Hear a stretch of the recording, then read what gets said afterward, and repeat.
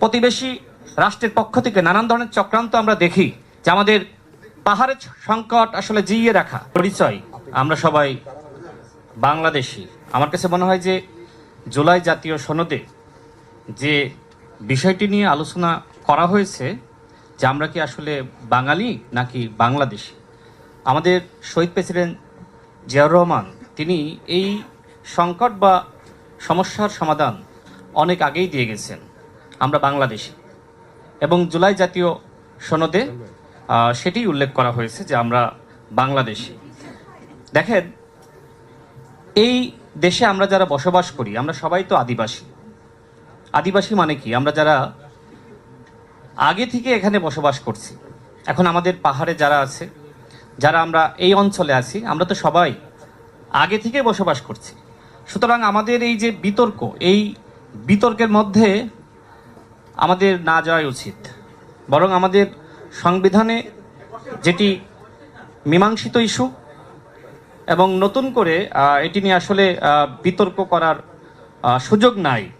বিশেষ করে যে সময় পার্বত্য চট্টগ্রাম শান্তি চুক্তি হয়েছিল, তখনও কিন্তু সেই চুক্তিপত্রে আসলে আমরা যারা পাহাড়ে বসবাস করছে তাদেরকে কি নামে আখ্যায়িত করব সেটির সমাধান করা হয়েছে।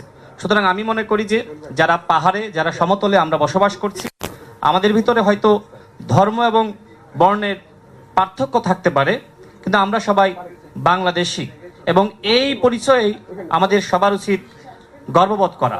এবং বিশেষ আমি যে কথা বলতে চাই, জুলাই জাতীয় সনদ নিয়ে অনেকে কথা বলছে। দেখেন, আমাদের এখানে মাননীয় স্বরাষ্ট্রমন্ত্রী আছেন, তিনি বিএনপির পক্ষ থেকে জাতীয় ঐক্যমত কমিশনে তিনি প্রতিনিধিত্ব করেছিলেন, এবং বিএনপি যে বিষয়গুলোতে ঐক্যমতে এসেছে এবং যে বিষয়গুলোতে ভিন্নমত ছিল সেটির সংখ্যা কিন্তু খুবই সীমিত। সেক্ষেত্রে বিএনপি সবার উদ্দেশ্যে বলেছিল যে এই ভিন্নমতের বিষয়গুলো আপনারা নির্বাচনী ইশতেহারে উল্লেখ করেন, এবং সেই মর্মে প্রত্যেকটা দল কিন্তু নির্বাচনী ইশতেহারে সেটি উল্লেখ করেছিল। এবং নির্বাচনের আগেই আমার কাছে মনে হয় যে সেই সংকট সমাধান হয়ে গেছে।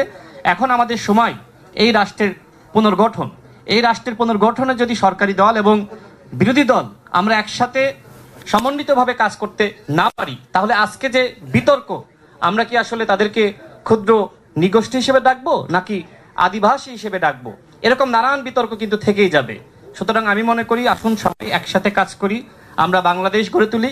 রাষ্ট্র পুনর্গঠনে বাংলাদেশের মাননীয় প্রধানমন্ত্রী যেভাবে কাজ করে যাচ্ছেন, যেভাবে তার আন্তরিকতা, তার বিনয়ের এবং মূল্যবোধের যে ধরনের চিত্র তার মধ্যে আমরা দেখতে পাচ্ছি, আমার কাছে মনে হয় আমরা সবাই একসাথে কাজ করতে পারলে আমাদের পাহাড়ের সংকট আমরা সমাধান করতে পারবো। বিশেষ করে আমাদের প্রতিবেশী রাষ্ট্রের পক্ষ থেকে নানান ধরনের চক্রান্ত আমরা দেখি, যে আমাদের পাহাড়ের সংকট আসলে জিইয়ে রাখা, এবং সেখানে আমাদের সেনাবাহিনীর সাথে প্রায়ই আমরা দেখি যে নানান গোষ্ঠী এক ধরনের মানে বলা যায় যে সংকট সৃষ্টি করে, পাহাড়কে নিয়ে চক্রান্ত করবে। সেই চক্রান্ত অতীতেও মোকাবেলা করা হয়েছে, এবং আমাদের মাননীয় স্বরাষ্ট্রমন্ত্রী তিনি এর আগে দেখেছেন যে সেই মানে চট্টগ্রামে যে সংকট হচ্ছিল, বিশেষ করে জঙ্গল, একটি জঙ্গলকে কেন্দ্র করে, সেটিও কিন্তু তিনি সমাধান করেছেন। ইনশাআল্লাহ যে কোনো সংকট বিএনপি